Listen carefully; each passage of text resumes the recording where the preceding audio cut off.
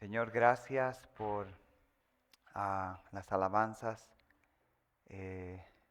las verdades que ahí, Señor, recuerdas a nuestras almas, que podemos cantártelas, Señor. Gracias porque tú eres un Dios fiel. Señor, gracias por la Santa Cena, también gracias por eh, lo que tú, Cristo, has hecho por nosotros. Ayúdanos a nunca olvidar la cruz y el sacrificio que tú has pagado por nosotros.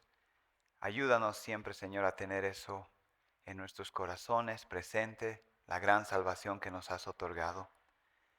Y también ahora pedimos por tu palabra que nos ayudes, Señor. Sabemos que tu palabra, como leíamos, es eficaz, tus verdades son absolutas y es poderosa, Señor, tu palabra. Y yo te pido, Señor, que tu Espíritu Santo pueda usar este tiempo, esta meditación, y podamos nuestras mentes sumergirnos en tu palabra, en lo que tú dices, nuestros corazones puedan creer lo que tu palabra dice y así poder ser alentados, animados, Señor, porque es el alimento para nosotros, para nuestras almas, Señor, y que realmente podamos todos salir bendecidos en esta mañana. En el nombre de tu Hijo Jesús te pedimos. Amén. Amén. Entonces Lucas capítulo 4, eh, vamos a estar viendo otro milagro del Señor Jesucristo.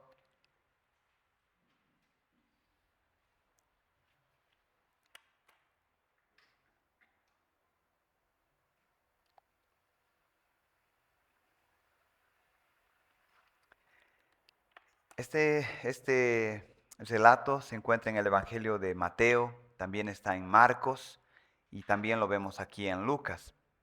Entonces, vamos a dar lectura, pero antes, ahí en sus boletines, los que tienen los boletines, el título dice La autoridad de Jesús sobre la enfermedad. Y esto es en base al contexto de Lucas, ¿no? Recordarán ustedes en el anterior sermón, habíamos hablado acerca de Lucas capítulo 4, versos 31 en adelante, y ahí vimos acerca de la autoridad de Jesús sobre los demonios, ¿no? La expulsión de este demonio, cuando Jesús estaba en la sinagoga enseñando, este demonio se manifiesta, y en el capítulo 4 del 31 adelante nosotros vemos cómo Jesús en su autoridad manda a salir este demonio de esta persona, y ahora vemos acá en Lucas lo que vamos a leer, eh, acerca de la autoridad de Jesús sobre la enfermedad. Y más adelante en el contexto de Lucas, en el capítulo 5, también nosotros estudiamos acerca de este encuentro de Simón, que estaba toda la noche pescando y no pescó nada, y el Señor Jesús le dice que lleve la barca más allá, y entonces viene esta pesca milagrosa, y ahí también se puede ver la autoridad de Jesús sobre la creación, como los peces van a las redes de Pedro. Entonces, Lucas está queriendo claramente resaltar la autoridad de Jesús en varios aspectos y más adelante también la autoridad de Jesús en sus discípulos cuando les va a ir enviando a los distintos lugares. Entonces, la autoridad de Jesús se ve a lo largo de estos capítulos. Por eso el nombre también de esta parte, que es la autoridad de Jesús sobre la enfermedad.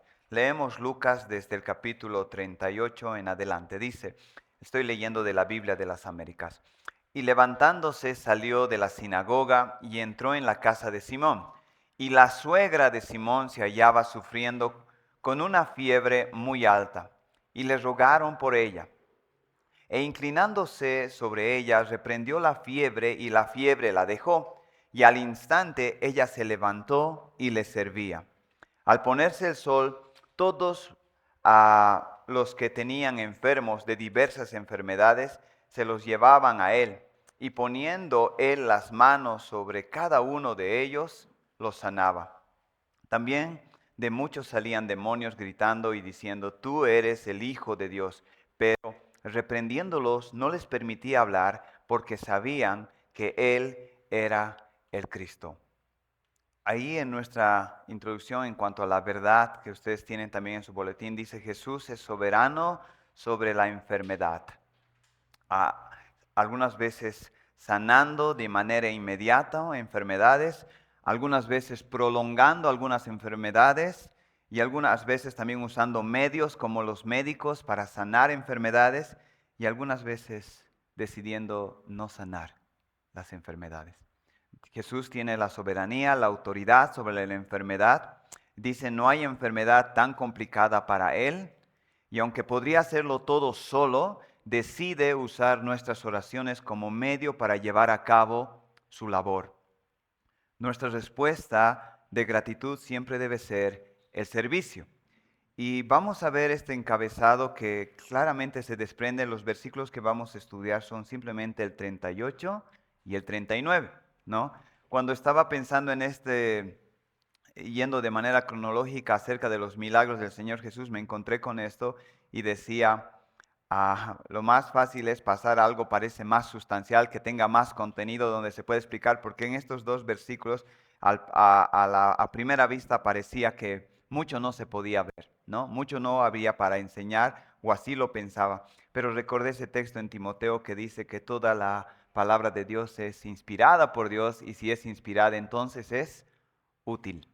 Entonces eso me animó a poder seguir insistiendo en estos versos, estos dos versículos que vamos a leer hoy día, y poder entender el punto de esto, ¿no? Acerca de la obra de Cristo y ver la autoridad de Cristo dentro de estos versículos. Entonces tenemos un bosquejo sencillo que se desprende del mismo texto. La primera parte vamos a estar viendo el cuadro de salud, ¿no? El cuadro de salud de esta mujer. Después vamos a ver acerca de la intercesión de estas personas por esta mujer.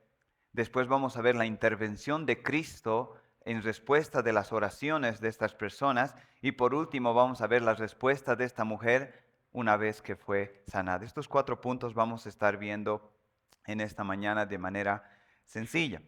Voy a leer algunos versículos en Mateo, como he dicho, en Marcos, para ir notando un poquito las diferencias y para que enriquezca también a nuestro contexto acerca de este milagro. Por ejemplo, en el Evangelio de Mateo, esto está en el capítulo 8, Mateo capítulo 8, en el verso 14 en adelante, dice, vino Jesús a casa de Pedro y vio a la suegra de éste postrada en cama, con fiebre, y la tocó, su mano, y la fiebre la dejó, y ella se levantó y le servía. El Evangelio de Marcos, capítulo 1, del versículo 29, también está ahí este relato. Marcos 1, 29 dice, al salir de la sinagoga vinieron a casa de Simón y Andrés con Jacobo y Juan, y la suegra de Simón estaba acostada con fiebre. Y enseguida le hablaron de ella. Entonces se le acercó y la tomó de la mano y la levantó, e inmediatamente le dejó la fiebre, y ella les servía. Y el texto que nosotros tenemos en Lucas tiene algunas connotaciones que tanto Marcos como Mateo no rescatan, pero Lucas dice en el verso 38, noten las diferencias, entonces Jesús se levantó y salió de la sinagoga y entró en casa de Simón. La suegra de Jesús tenía una gran fiebre. Esto es algo que ni Mateo ni Marcos mencionan. Lucas menciona que en la Reina Valera dice tenía una gran fiebre, ¿sí? Y en la Biblia de las Américas, se nos dice que Jesús entró en la casa de Simón, donde se hallaba su suegra, y añade algo más, que es sufriendo con una dice, se hallaba sufriendo con una fiebre, y no usa gran en la Biblia de las Américas, sino usa una fiebre muy alta, muy alta. Ahora, es importante ver el contexto que estamos viendo en Lucas. Jesús, este milagro, por si acaso, se llevó a cabo el día sábado. El día sábado, en el capítulo anterior, nosotros hemos visto que Jesús había estado enseñando en la sinagoga todo el día de reposo. Y solo para recalcar, el día de reposo para los judíos empezaba de sol a sol. ¿Recuerdan? Cuando el sol se estaba poniendo del día viernes Empieza el día de reposo hasta el día sábado cuando el sol se estaba poniendo. Y lo sabemos que era el día de reposo porque claramente Lucas dice, por ejemplo, en el capítulo 4, y descendió a Capernaum, verso 31, ciudad de Galilea, y les enseñaba en los días de reposo. Y estaba todo el día enseñando en la sinagoga, expulsando demonios. Y sabemos que el día de reposo ya estaba terminando. ¿Por qué? Porque en el versículo 40, después de los versos que vamos a estudiar, miren lo que dice después de hablar de la suegra de Pedro. Dice el versículo 40 del capítulo 4, al ponerse el sol, todos los que tenían enfermos de diversas enfermedades se los llevaban a él, poniendo las manos sobre cada uno de ellos, los sanaba, también muchos endemoniados. Y aquí hay algo interesante. Las personas sabían que el día de reposo no les era lícito cargar enfermos y todo eso. Entonces estaban esperando a que el sol se esté poniendo, y una vez que el sol se puso del día sábado, entonces corrieron a la casa de Pedro con sus enfermos endemoniados para que Jesús los ayude. Y lo que podemos, y digo todo esto para el contexto, para entender, es que Jesús, dice el versículo 38, que es el objeto de nuestro estudio, levantándose, salió de la sinagoga. Una posibilidad de esto es porque Jesús estaba ya cansado. Todo el día enseñando, echando fuera demonios, estaba para acabar el día de reposo, y dice que se dirigió a la casa de Simón.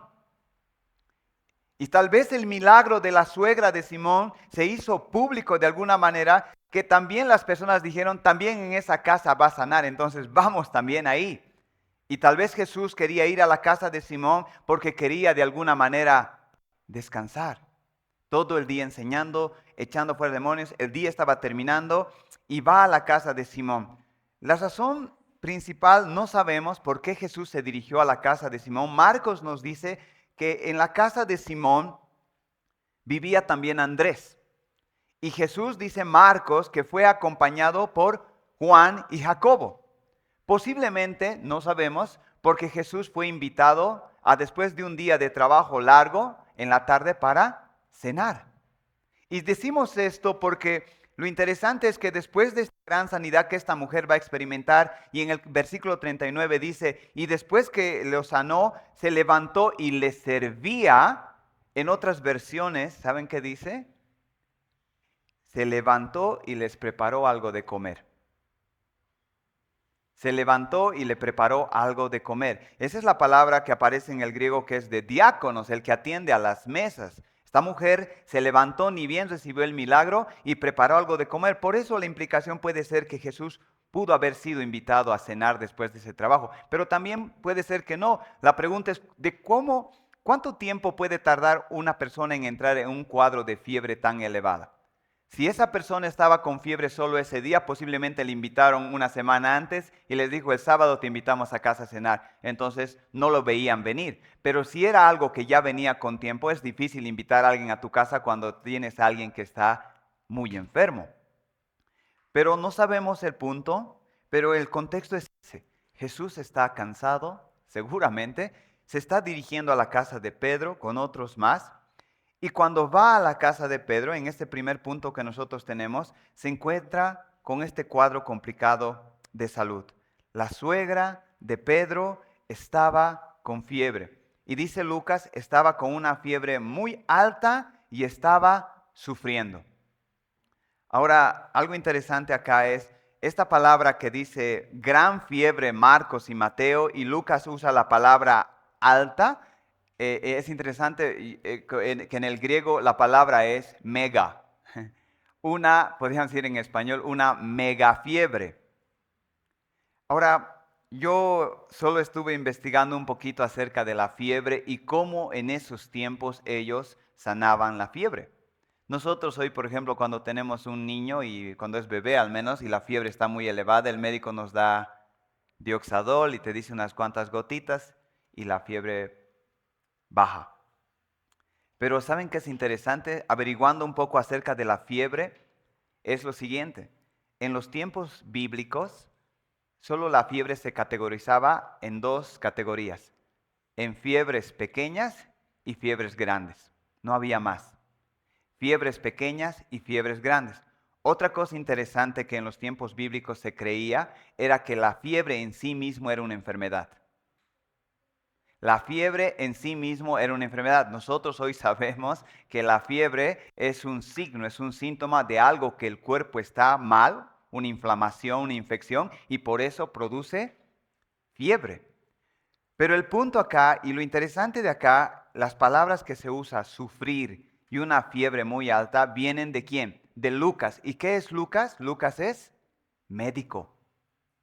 Lucas es médico y por eso va a estar usando estos términos y entendía muy bien de lo que estaba hablando.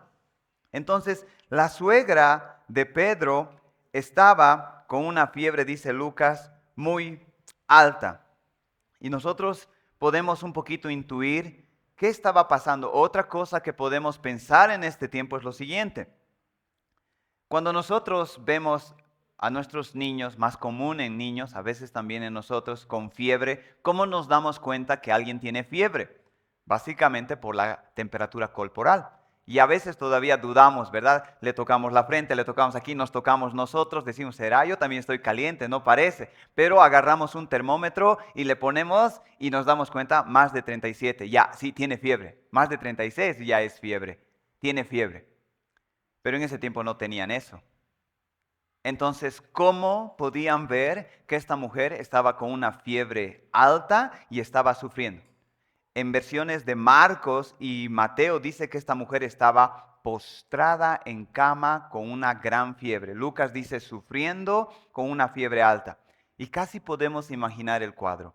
Esta mujer estaba en cama. ¿Qué cosas le estaban pasando a esta mujer? Que básicamente no se podía con un termómetro medir, pero su cuerpo estaba experimentando. Posiblemente una fiebre muy alta, y otra cosa es que la fiebre también en esos tiempos era una enfermedad común, o sea, se producía de manera común, como en nuestros tiempos. Alguna vez mi niño tiene fiebre, pero no estamos pensando que va a morir. Pero en esos tiempos también la fiebre era algo común. Habían, y ustedes también saben, y como es el cuerpo es el mismo, que también en esos tiempos habían fiebres que venían y aún sin ningún tratamiento se iban. Pero también, como digo, habían fiebres que se categorizaban en estas fiebres altas o grandes, como en ese tiempo, que sabían que era tan grave que no había recurso para poderlas calmar. Tal es el caso, y solo quiero mostrar dos ejemplos en la Biblia con personas con fiebre, que lo único que les quedaba a las personas era esperar su muerte. Y el primer caso está en algo que ya leímos. Vayan un momentito a Juan capítulo 4. Juan capítulo 4 es este relato que también en parte lo vimos la anterior vez. En Juan capítulo 4 se nos habla del hijo de un oficial, ¿recuerdan? De un oficial del rey que tenía el hijo con fiebre. ¿Sí? Y solo en el versículo 46 dice, entonces vino otra vez a Canaán de Galilea, donde había convertido el agua en vino. Y había ahí cierto oficial del rey cuyo hijo estaba enfermo en Capernaum. Cuando oyó que Jesús había venido de Judea a Galilea, fue a su encuentro y le suplicaba para que bajara y sanara a su hijo, porque estaba al borde de la muerte. Sigue diciendo, Jesús entonces le dijo, si no veis señales y prodigios, no creeréis. El oficial del rey le dijo, Señor, baja antes de que mi hijo muera. Sigue diciendo, Jesús le dijo, vete, tu hijo vive. Y el hombre creyó la palabra que Jesús le dijo y se fue. Mientras bajaba, sus siervos le salieron al encuentro y le dijeron que su hijo vivía. Entonces les preguntó a qué hora había empezado a mejorar y les respondió, ayer a la hora séptima se le quitó la fiebre. Este hombre tenía, dijimos en esa vez, una posición de autoridad. Eso quiere decir que acomodadamente estaba en la parte económica. Eso quiere decir que este hombre, al ver a su hijo con fiebre, seguramente ya habían hecho todos los esfuerzos que en ese tiempo se podía hacer, pero aún con todo eso, la fiebre no bajaba. Y lo único que le dice claramente él, por favor, apresúrate antes de que muera. Otro caso muy similar a esto acerca de la fiebre, la Biblia tiene pocos casos de la fiebre y ese está en Hechos capítulo 28, cuando Pablo está en la isla de Malta. Pablo en la isla de Malta, Hechos capítulo 28, ¿sí? Y es el papá de este hombre que tenía, dice el versículo 7 del 28, y cerca de ahí habían unas tierras que pertenecían a un hombre principal de la isla. Este hombre era adinerado, que se llamaba Publio, el cual nos recibió y nos hospedó con toda amabilidad por 3 días. Y sucedió que el padre de Publio yacía en cama enfermo con fiebre y disentería. Y Pablo entró a verlo y después de orar puso las manos sobre él y lo sanó. Otra vez, un caso de fiebre de un hombre acomodado que lo único que le quedaba era tener a su papá, tal vez igual como Lucas diría, sufriendo, esperando lo peor. Entonces, de hecho, lo interesante es cuando muchas veces en un diccionario que usa la palabra por el Nuevo Testamento griego, buscas la palabra fiebre, en vez de fiebre muchas veces saben qué se puede poner, inflamación o infección. Inflamación o infección. Y hoy día nosotros sabemos que muchas veces cuando la fiebre está muy alta es porque hay una infección estomacal, hay una inflamación en los intestinos o hay algo que está produciendo la fiebre. En cierta manera la fiebre es una buena señal, porque si no tuviéramos fiebre posiblemente directo moriríamos sin saberlo. Pero la fiebre nos está avisando que algo no está bien. Bueno, esta mujer estaba con fiebre elevada, una fiebre muy grande. ¿Y saben qué? Yo creo, y claramente se puede ver que lo que estaba pasando en la casa de Pedro era que estaban en la misma situación de estos dos ejemplos que he leído. Esta mujer estaba en esta situación y podemos imaginar posiblemente cuando una fiebre está así, ¿qué empieza a pasar a nuestro cuerpo? Algunas cosas que pasan, por ejemplo, es que empezamos a delirar. Sentimos una presión en la cabeza, como un dolor de cabeza, una debilidad en el cuerpo, un dolor muscular. Estamos postrados porque no hay ni siquiera ánimo para tomar agua. Con una fiebre así, todos los que alguna vez hemos tenido una fiebre, tal vez que hemos vuelto de esa fiebre, podemos entender eso.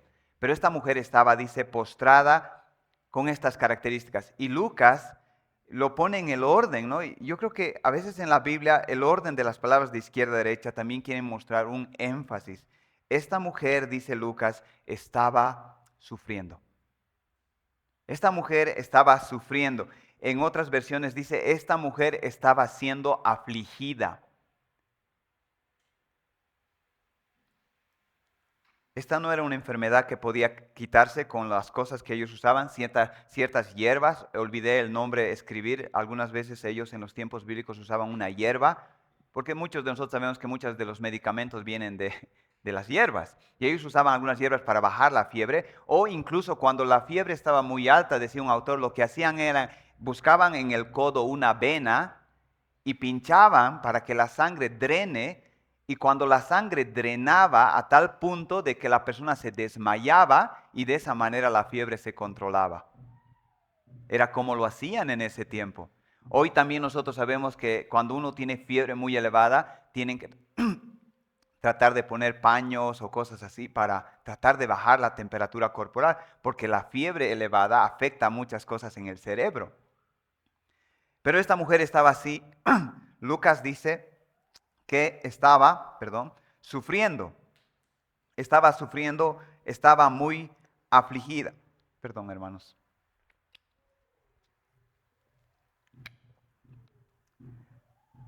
Ahora, otra cosa que es interesante ver acá en este primer punto es lo siguiente. La fiebre no era una fiebre que podían curar, seguramente ya lo habrían intentado, ¿verdad? Pero no era así, y Lucas nos dice la condición de esta mujer como médico, ¿no? Cuando un médico bueno como Lucas dice, tu cuadro es este, no tenemos ningún derecho para dudar. Él sabe lo que dice y no está exagerando. Pero yo quisiera también poner la atención en algo acá acerca del sufrimiento, obviamente el sufrimiento físico como lo vimos, pero también obviamente había un sufrimiento en la parte emocional. Cuando uno está con una enfermedad, y haces varios tratamientos y nada, uno dice, y encima estás en un contexto que no sé por qué escuchas ciertas cosas que le temes justo en la radio o en alguien comenta, y ya tú dices, haré mi testamento, ¿no? Siempre pasa esto. Entonces, emocionalmente uno dice, hasta aquí llegamos. Y estaba sufriendo. Y eso también causa sufrimiento, porque y de hecho eso creo que a veces causa más que la parte física, porque la parte física uno a veces puede de alguna manera sobrellevar, pero la parte emocional uno no, ni siquiera por el temor puede dormir bien. Pero esta mujer, dice Lucas una vez más, estaba sufriendo. Pero qué interesante es, yo estaba pensando solo el contexto acá. La Biblia nos dice que cuando uno se casa, debe dejar padre y madre para ir a vivir con su esposa, ¿verdad? Y nosotros sabemos varias de las razones que a veces decimos de esas razones. Pero algunas veces en nuestro contexto se escucha de que cuando te preguntas, ¿dónde vives? ¿Te has casado? Y dices, estoy viviendo en la casa de mi suegra. Estoy viviendo en la casa de mi suegro. Pasa en nuestra cultura. Pero yo creo que una cosa que no es tan normal es preguntarle a tu suegra y le dices, ¿dónde vives? Y la suegra te diga, estoy viviendo en la casa de mi yerno. ¿Se han dado cuenta que eso no es muy normal? Pregúntense como suegras o como mamás, ¿qué harías si te dice tu yerno, vente a vivir con nosotros? No, ustedes vengan a vivir a mi casa. No es muy normal. No es muy normal. Pero esta mujer, la suegra de Pedro, dice la Biblia, estaba viviendo en la casa de Pedro. En la casa de Pedro. Y yo quiero resaltar esto y mostrar algunas características de esta mujer, porque es el mismo Pedro que era el apóstol Pedro, que muchas veces va a hablar de varias cosas, como el apóstol Pablo muchas veces también le va a decir a Timoteo acerca de las mujeres, porque posiblemente esta mujer ya era anciana. Pedro, su mamá de su esposa, ya tendría algunos buenos años. Y en ese contexto, esta mujer está viviendo en la casa de Pedro. Pero veamos algunas características de esta mujer.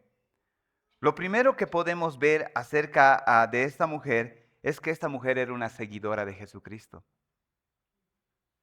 Esta mujer, cuando fue sanada, como vemos adelante, no es que comenzó en ese momento a quererle atender o servir a Jesús. Era una persona que seguía a Cristo. Otra cosa que podemos ver de esta mujer es que era una mujer piadosa, servicial, hospitalaria, aunque no era su casa, pero era muy hospitalaria. Y era una mujer que tenía buen testimonio también de los de afuera.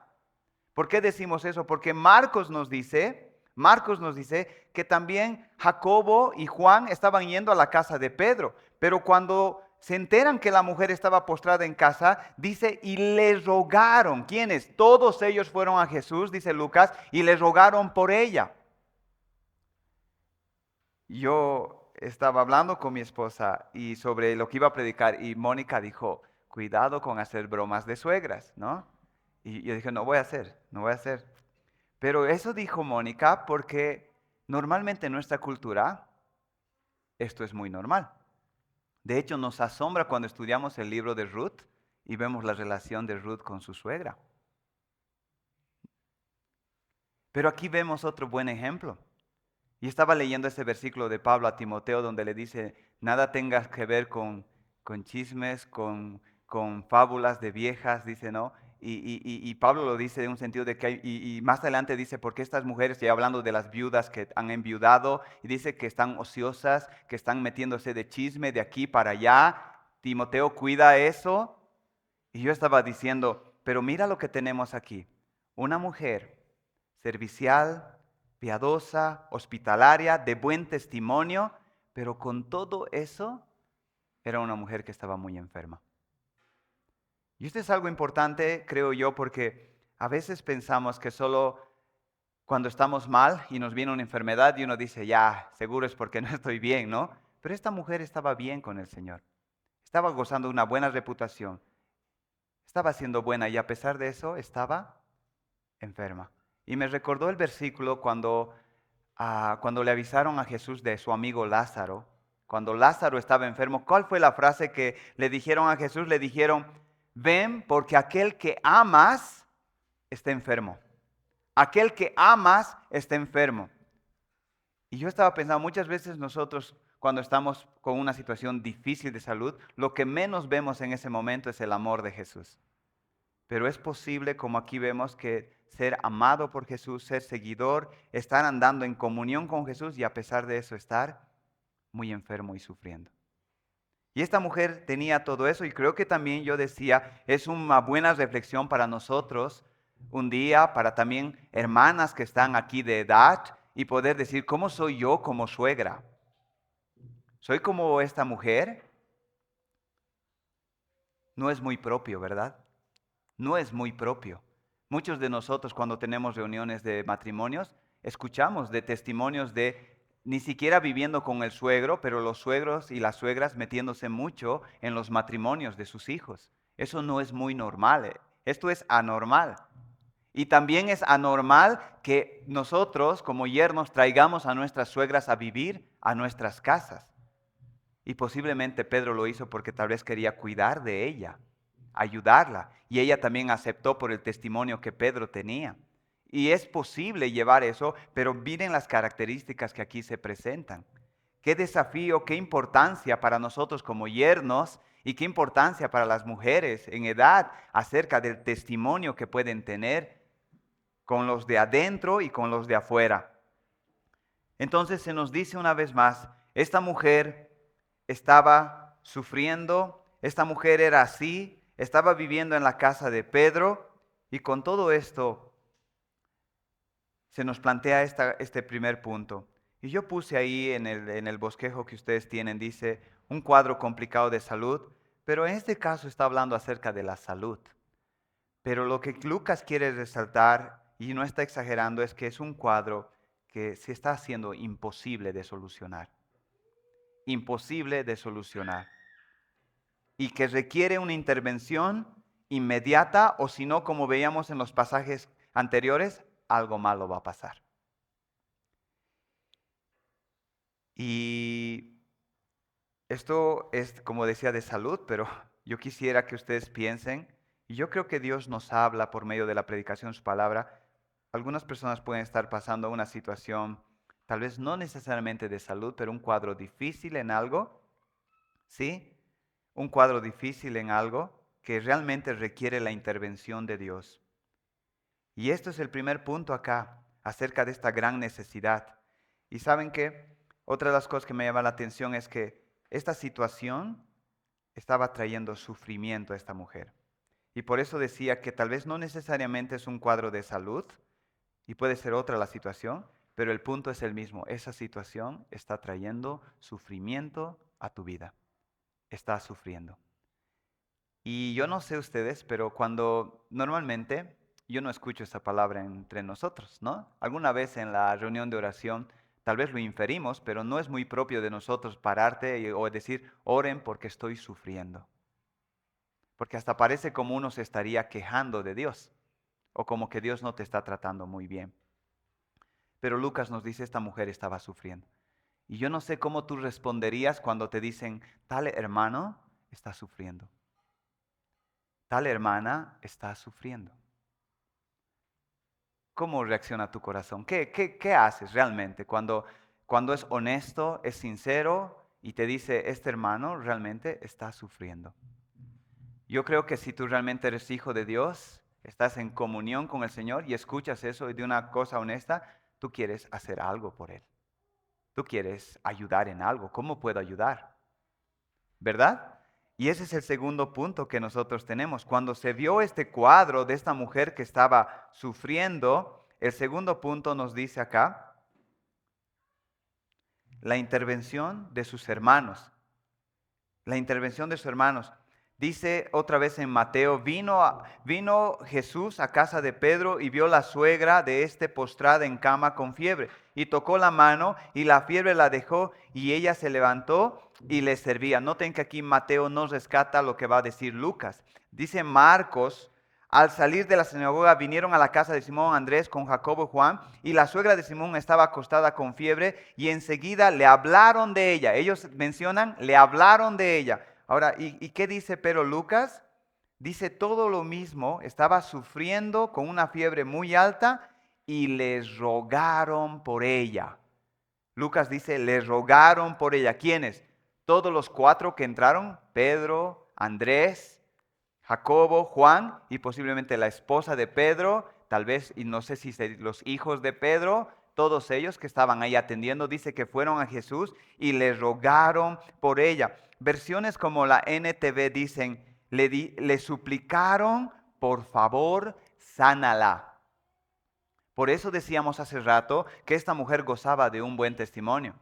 Y otra vez, en este tema de hacer bromas y todo esto para a las suegras, alguien podría decir, Pedro, si realmente como es nuestra cultura, podría decir, déjala así. Pero Pedro le dice, le rogaron por ella. Aún el apóstol Pedro le está viendo como una madre. Como a una madre, y dice que van a Jesús y le suplican, dice la Biblia de las Américas, le suplicaron por ella, intercedieron por ella. Y yo estaba pensando acerca de esta frase, que es este segundo punto, interceder por otros, acerca de cuál debe ser la primera fuente a la que debemos acudir en tiempos de prueba. Saben, muchas veces en mi vida, no solo en la salud, sino en los negocios o en cualquier otra cosa, me he encontrado que he intentado muchas cosas y cuando todas las cosas me han fallado, recién he ido al Señor. Pero aquí dice que lo primero que hicieron al enterarse de la situación fueron acudir a Cristo a rogarle. Y eso es interesante que veíamos también en Juan acerca de este oficial del rey, cuando se enteró que Jesús estaba cerca, fue y le suplicó. Y es la misma palabra aquí que vemos en la Biblia NTV, le suplicó para que la sanara. Y estaba pensando en esto acerca de la importancia de la oración unos por otros. Creer en el poder de la oración. Saber que realmente Jesús es tan real como lo fue en ese momento. Y hace rato decíamos acerca de la autoridad y la soberanía de Jesús sobre la enfermedad. Nosotros realmente no sabemos sobre las enfermedades, si Dios realmente las va a sanar, si Dios realmente quiere usar medios como la oración de la iglesia, un médico, o quiere prolongar. Pero lo que sí sabemos es que sí Él tiene poder sobre la enfermedad.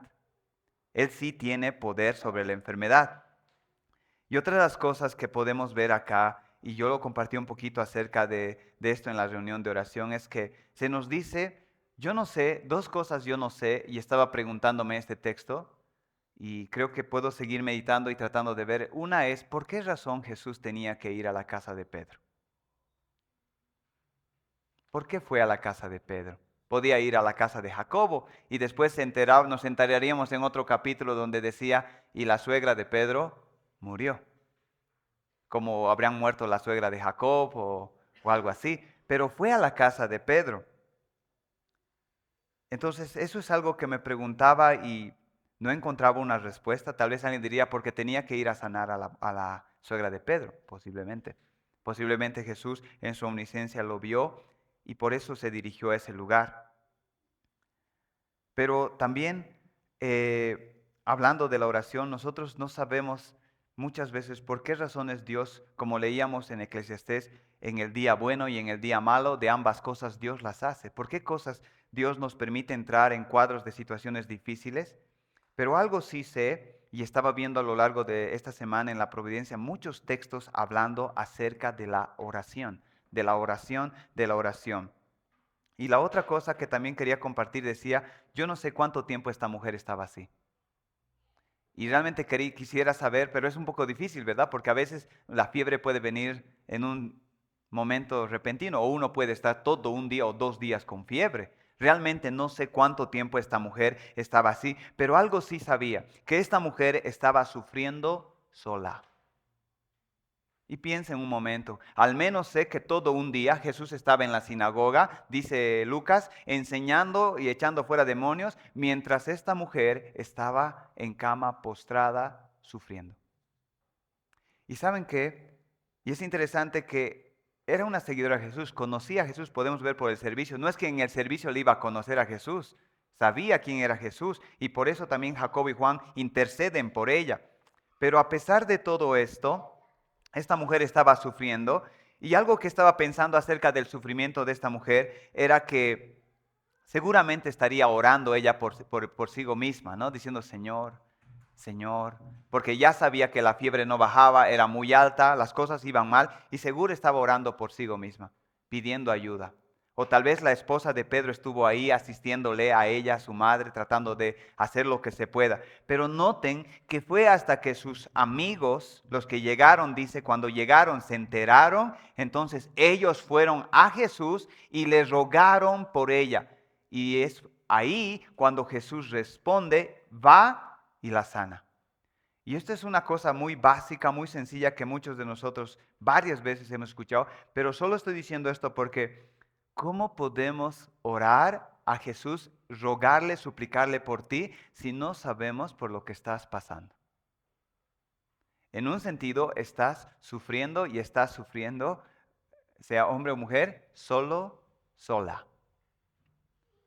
Y yo estaba pensando en esto porque a veces, ¿cuáles son las razones por las que a veces no compartimos acerca de cosas que está trayendo sufrimiento a nuestra vida?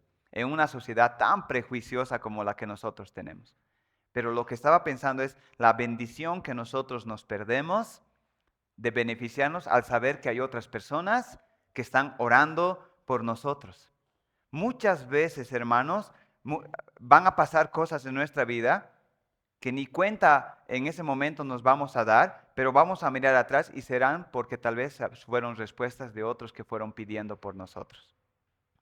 Y así esta semana, no sé si el jueves o el anterior, alguien dijo, estaba sufriendo algo, pero de la noche a la mañana, ¡pum!, desapareció. Muchas veces eso ya se ve como algo como que esto ya no está pasando en este tiempo. Creer en la oración, seguir orando. Y algo que el pasaje que venía a mi mente cuando estudiaba esto acerca de la oración, unos por otros, de interceder, obviamente era Santiago capítulo 5. Leo estos versos. En el verso 3 en adelante dice, ¿está alguno de vosotros afligido? Haga oración. ¿Está alguno alegre? Cante alabanzas. ¿Está alguno enfermo entre vosotros? Llama a los ancianos de la iglesia y oren por él ungiéndole con aceite en el nombre del Señor. Y la oración de fe salvará al enfermo y el Señor lo levantará. Y si hubiere cometido pecados, le serán perdonados. Dice después, confesaos vuestras ofensas unos a otros. Y aquí ya dice, ya no tanto a los ancianos, sino dice, orad unos por otros para que seáis sanados. La oración eficaz del justo puede mucho.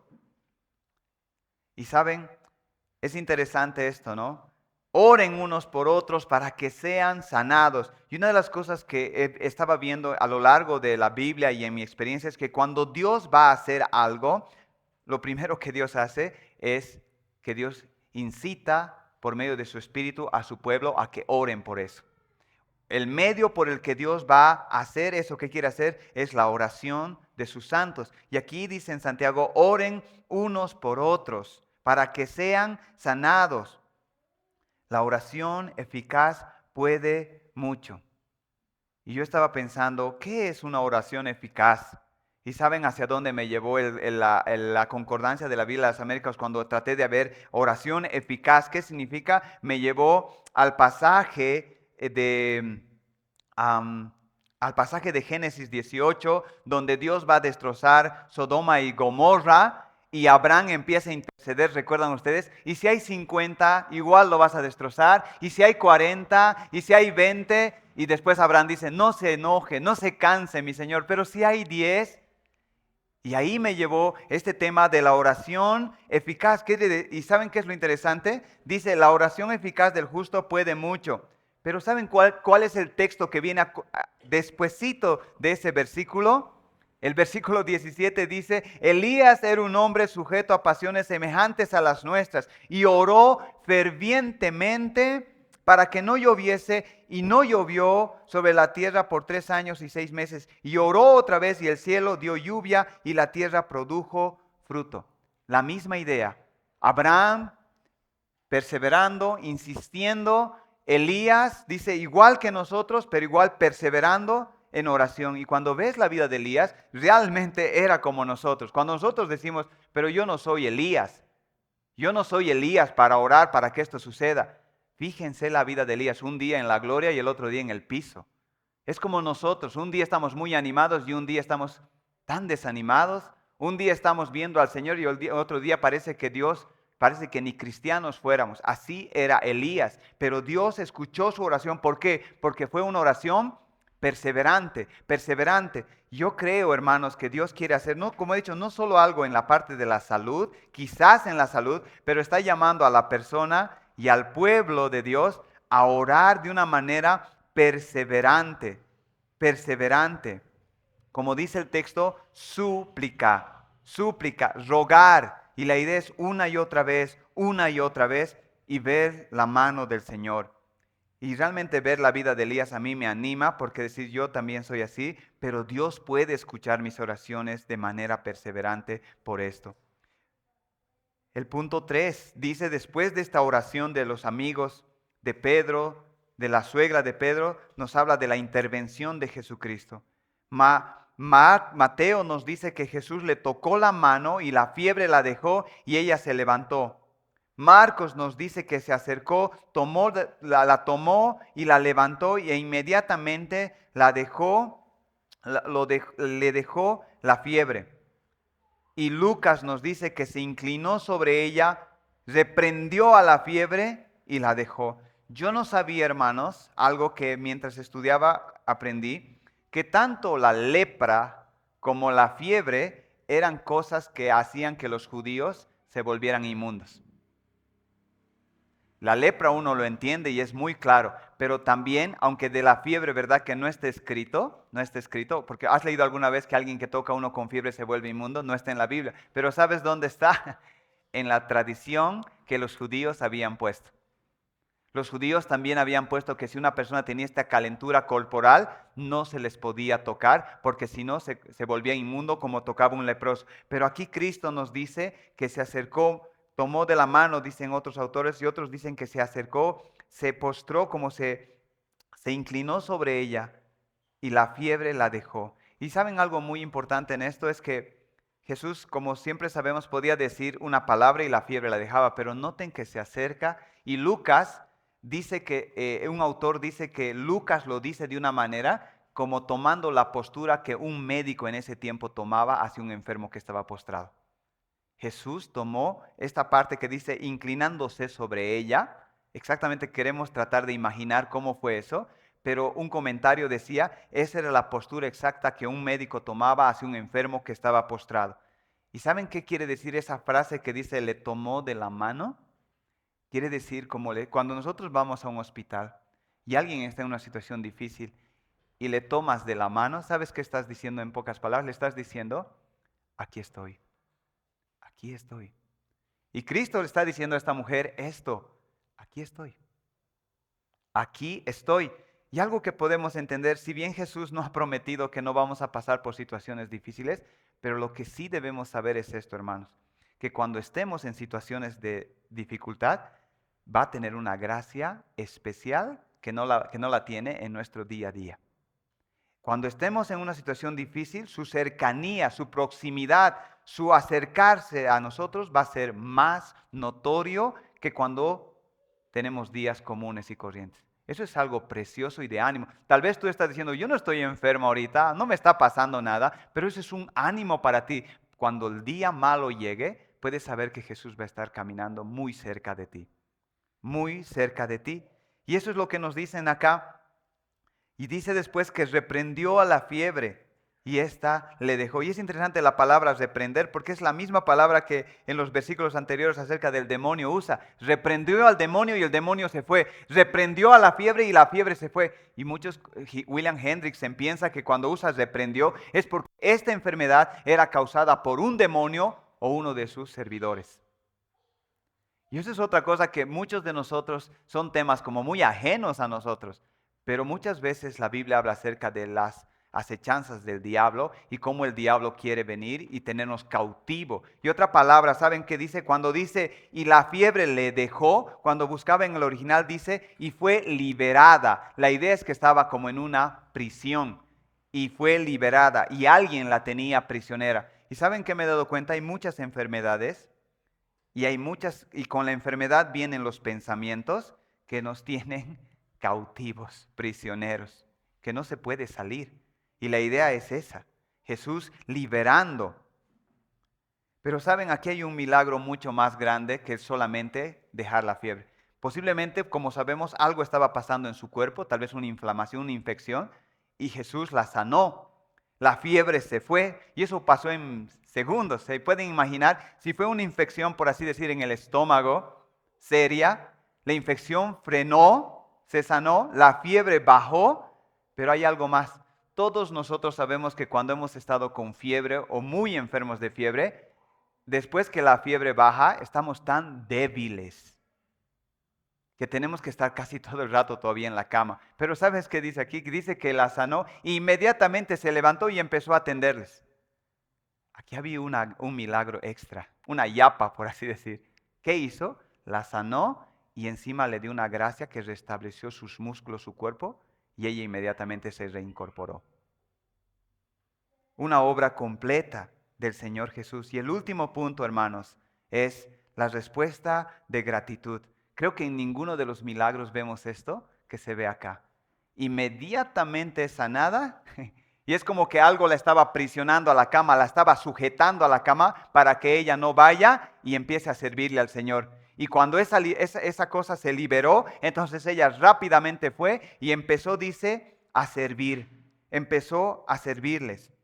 Como dije en otras versiones, dice, empezó a atenderlos, empezó a preparar algo para que coman.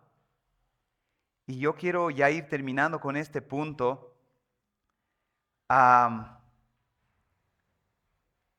Acerca del servicio. Yo estaba pensando una pregunta que un misionero esta semana compartiéndole algunas cosas, aunque no me lo dijo directamente, en la conversación salió. Cuando estás, por así decir, usando el mismo ejemplo de la salud acá, y la pregunta que venía en la conversación es, ¿para qué quieres que Dios te sane? Aunque Él no me lo dijo directamente, pero Él dijo, a veces queremos sanar solamente porque queremos vivir bien, disfrutar un poco más de esta vida, de los hijos, tal vez hacer estito, y no está mal en sí mismo, ¿verdad? Pero todo eso es vanidad de este mundo. Todo eso es vanidad. Y Él mencionó la palabra vanidad. Y yo recordaba una prédica del pastor Paul Washer una vez, porque él dice que en su cuerpo tiene muchas operaciones y muchos fierros en distintas partes, que cuando está pasando por el aeropuerto automáticamente suena, porque tiene varias cirugías y cosas así. Y él dice, a veces tengo tanto dolor que le pido al Señor que me sane. Pero ese pensamiento me viene a mi mente acerca de la misma pregunta, ¿para qué quieres que te sane? Y él llegó a entender su enfermedad, su dolor, y le dice al Señor, le dijo, Señor, si sanándome no va a avanzar tu reino, déjame así. Y esto es una pregunta para nosotros, porque es serio, ¿no? Es decir, Señor, ¿qué vas a hacer cuando te sane? Te vas a olvidar, tal vez mientras te tengo enfermo te tengo cerca, pero cuando te sane te olvidas y vuelves a lo mismo de antes. Y a veces uno dice, ¿cómo debo orar por esto? Y aquí hay un ejemplo. La única razón por la que Dios nos da vida y nos establece la salud es para Él, es para servirle a Él. Y podemos orar así, Señor, dame salud para que te sirva. Dame salud para que siga. Quiero servirte, Señor, pero a veces no puedo, estoy cansado, no me permite. Y el Señor aligera las cosas. Pero esa es la enseñanza clara de este texto. Inmediatamente, dice Lucas, fue y le servía. ¿Y saben qué es bonito acá? Dice esta mujer se levantó y no solo le sirvió al quien le hizo el milagro, también dice les servía, les sirvió a quienes oraron y acudieron a Jesús para que ella reciba lo que recibió. En otras palabras, les sirvió a aquellos que caminaban con Jesús, a aquellos que estaban con Jesús. Y yo estaba pensando, servirle a Cristo es servirle a los suyos. Señor, dame salud para servir a la iglesia. Porque servirle a Cristo es servirle a su iglesia. Y eso es lo que también se ve aquí. Le sirvió a todos de comer. En un sentido decir, gracias por orar por mí. Gracias. Gratitud, servicio. Entonces, yo pienso, hermanos, que otra vez repito esto, ¿no? Cada vez que Dios va a hacer algo, lo primero que hace es incitar a su pueblo a orar. Y a veces no siempre va a ser el resultado, como he dicho, veíamos al principio, la soberanía de Dios en la enfermedad, sanando, prolongando, usando tratamientos, dejándonos así varios caminos, ¿verdad? Muchas veces dándonos la gracia día a día que necesitamos hasta el último día, varios caminos en su soberanía del Señor. Pero como veíamos, Dios tiene la autoridad, Dios tiene el poder para hacer eso, ¿no? Entonces, yo quería animarles a ustedes en esto realmente como Elías, no solo por mí, cuando pienso en Elías, pienso en otros. Pienso en, ¿saben? Cuando otra vez cito a un hermano que decía, tal vez no puedo visitarte todo este tiempo, pero ¿tienes algún motivo por el cual puedo estar orando? El pastor Eduardo nos decía, yo le dije, ¿qué vas a hacer? Estoy viendo el tiempo porque, disculpas hermanos, la anterior vez yo me pasé con mucho, pero ahora ya me anoté, estoy en hora. Yo le pregunté al pastor Eduardo, ¿qué vas a hacer en Canadá? Y esto les comparto, ¿no? Y él me dijo, todavía no sé, pero algo sí sé, voy a estar orando por ustedes. Y uno puede mirar eso como, no, pero ¿qué vas a hacer? Voy a estar orando por ustedes. Y en estos días, al menos Edward y yo en los ancianos y liderazgo, hemos recibido varias veces ese texto. Estoy orando por ustedes. Estoy orando por ustedes. Yo le decía algo esta semana, un hermano que conocí en este tiempo me llamó y me dijo, Jaime, estás en la lista de oración de mi familia. Y yo pensaba, ¿eso es poca cosa? A veces cuando uno está buscando dinero y otra cosa y alguien te dice, estoy orando por ti. ¿Cuánto peso tiene eso en nuestras vidas? ¿Cuánto creemos en la oración? Y realmente yo recordé a ese pastor que un día fue a predicar y le estaban pensando preocupados, ¿cuánto será la ofrenda que cobre este pastor? ¿Cuánto le vamos a pagar? Y el pastor agarró el micrófono y dijo, hermanos, no me den nada, oren por mí.